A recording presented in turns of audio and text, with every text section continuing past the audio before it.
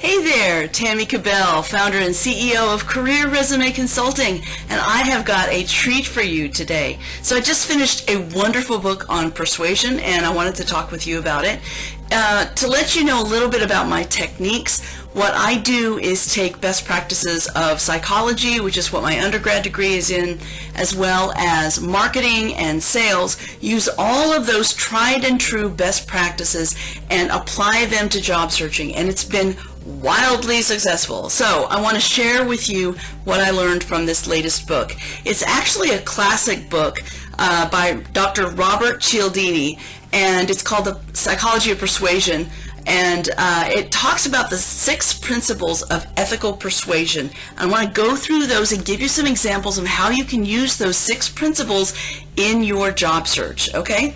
Now, without these principles, you truly are at the mercy of either the decision maker or the gatekeeper. And as an executive, you are not usually at the decision or at the mercy of other people. So you really want to be the one to be able to be in control and make the decisions. So let's go through these 6 principles of ethical persuasion. First, I want you to write them down, and then I'm going to give you examples that you can use in the job search. The first is reciprocity. Reciprocity. That is, I do something for you and you are feeling guilty enough to do something back for me. Number 2 is scarcity. Okay? Scarcity. You want to make yourself scarce, and I'll tell you how in a moment. Number 3 is liking. This is a big factor. You want to be likable. People hire people that they like over people that are more qualified, and that includes all the way up to the CEO level. People hire people that they like. The next one is authority. You have to show some level of authority. I'll tell you how to do that. And then social proof. And there are some ways to include social proof in what you do. So we'll talk about that. And then finally, commitment or consistency. Okay? Commitment or consistency. So let's go through those 6 and let me tell you what you can do in your job search in order to make those happen and utilize these in your job search. The first one is reciprocity. I'm doing something for you, and therefore you feel obligated to do something for me. This is actually very helpful if a job lead goes cold and someone says they're going to do something for you or to bring you further into the process, but all of a sudden you don't hear from them. So there is a way to lend value to them and actually give them a piece of value, and it's called a Google file type search, and I'm going to leave a link to that on this video, so that if you're interested in learning how to give someone a piece of value, to say, hey, I was doing research and I found this this file online, and it's probably like a Word document, maybe a white paper or a PDF, maybe it's even a PowerPoint deck that's out there.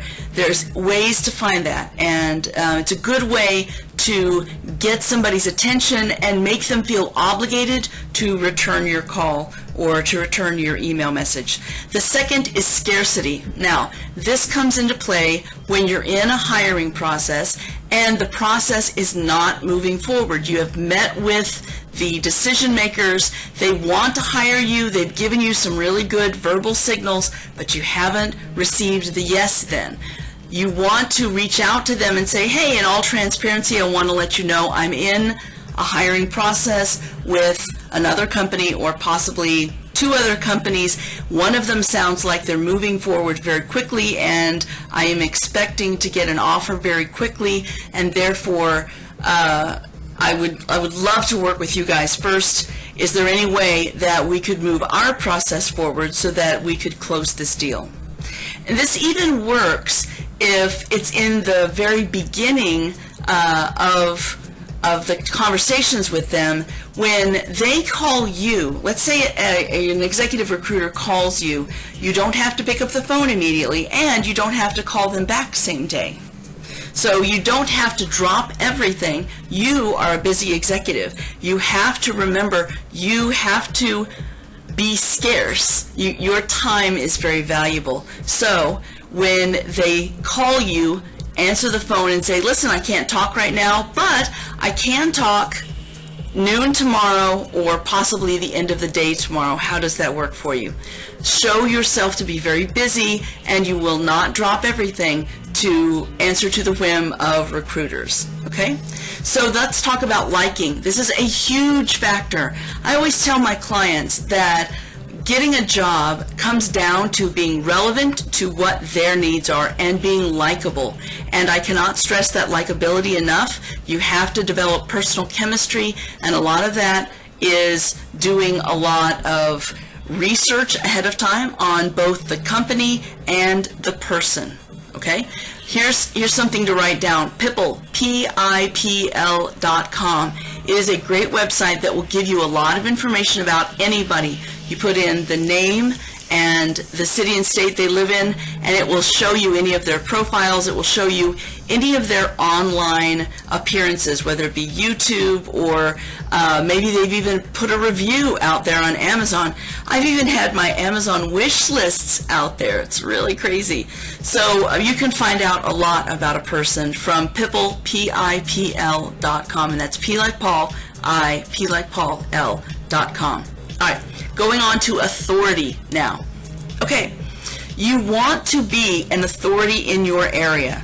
Authority doesn't mean that you are a national bestseller, okay? Authority simply means that you know more than the person sitting across the desk from you, and that you've been used as an authority. So the way that you show your authority is not only to have things like possibly a YouTube channel, which is something we do for our clients when we're branding them.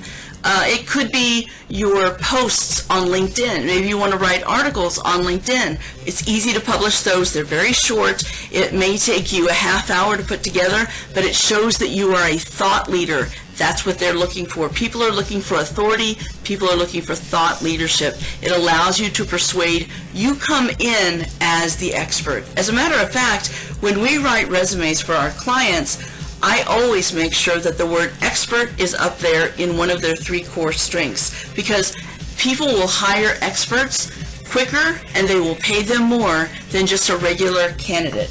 Let me get something to drink here. All right, so let's go to social proof. There's actually a way that you can add social proof. Social proof just means other people have good things to say about you, and people believe if other people have good things to say about you, it must be legitimate. And so it's important to have social proof in your job search. One of the ways you can do that is to coach your references, 3 to 4 professional references, and tell them what you want them to say. I recommend taking a different strength of yours and talking with each person about a different strength so that they can address something different in your character, so that people get a well-rounded view of who you are when they talk to multiple references. Another thing that you can do is ask for LinkedIn recommendations, okay? Now, sometimes it's really hard to get people to give you LinkedIn recommendations because they don't know what to say. What I recommend is simply emailing them, hey, I've got 3 questions for you. I'm in a confidential job search and I'd like to know, so let me think, what was the most impressive thing that I did when I worked with you?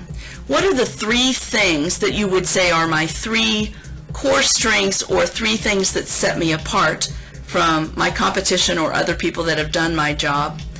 And is there anything else that you would want to tell an employer about me? And just ask by email and have them write that down, then put it together in a paragraph, send it to them along with a link to your LinkedIn profile and say, I love what you said. Could you possibly take a moment to copy and paste this into a LinkedIn recommendation for me? 30 seconds and it's done. You will get, I will tell you, if you don't do that, LinkedIn recommendations are usually 10 to 15% of the people that you ask. If you do that, it goes up to 50 to 60%. So you will get a lot more LinkedIn recommendations that way. I have been told by a lot of recruiters, and this is unfortunate, but I've been told that if they don't see 6 LinkedIn recommendations, they don't call the person. They really want to see the social proof. It's that important. Okay, so finally there's commitment and consistency. So let me tell you how you can use consistency first and then also commitment in your job search. With consistency, you have to remember that your message when you're reaching out via your written materials like your resume, your online presence like your LinkedIn profile, your YouTube profile, if you've got a YouTube page, and I recommend that you get your own YouTube channel, it's free, and any other online things. You can also use Wix, Wix.com. They've got great portfolio sites and they are free as well. Great stuff. Very easy to put together. You don't have to be a programmer. And then also in your networking conversations, all of the messaging has to be consistent. That is marketing 101. The messaging has to be consistent so that there are no surprises. When someone reads your resume and then looks you up online, they're seeing the same message. That's what you have to remember. Okay, so as far as having commitment, well, of course there's commitment in the job search. That goes without saying. You have to be committed to the job search. I always tell my clients to work with us. The job search has to be your number one priority, because if it slips down to number 2 or number 3 because something else takes over in your life, that's not good. You're not going to get a job in just a few months. You're going to end up being one of those people that is the average of 12 to 18 months to get a 6-figure position.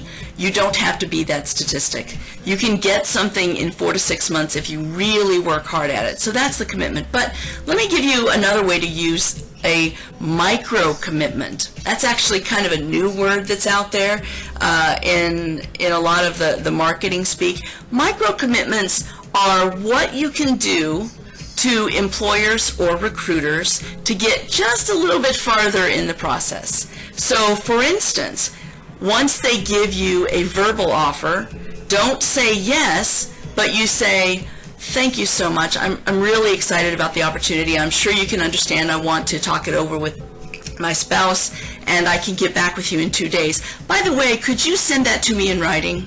So that's a micro commitment. It's getting one step further so they are more committed to you.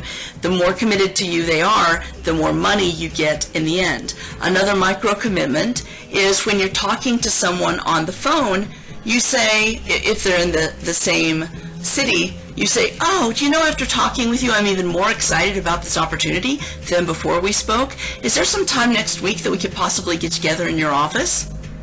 Another micro commitment, but that takes you from first base to second base so that you are actually getting a face-to-face interview just by asking for it.